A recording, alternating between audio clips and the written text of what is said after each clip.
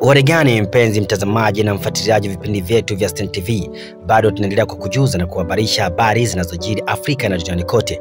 Kama ndo mara yako ya kwanza kujiunga nasi, basi usisahau kusubscribe, kulike, kushare na kucomment.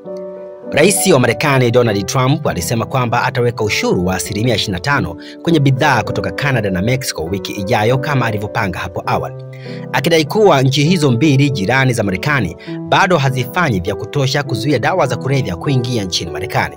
Donald Trump alisema kwenye mtandao wake wa kijamii atawekea China ushuru mwingine wa 10% Jumanne ijayo kwenye bidhaa zake anazoziuza Marekani.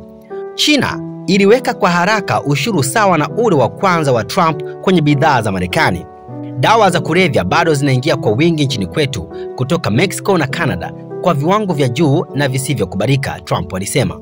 Kiwango kikubwa cha dawa hizi, nyingi zikiwa ni aina za fentanyl, zinazotengenezwa China na kusafirishwa na nchi hiyo. Trump alitangaza kuanza ushuru kwenye bidhaa za Canada na Mexico, washirika wawili wa karibu wa Marekani na washirika wa kibiashara, mapema mwezi huu. Endelea kutufuatilia kupitia mitandao yetu mbalimbali ya kijamii, Stein TV_TZ.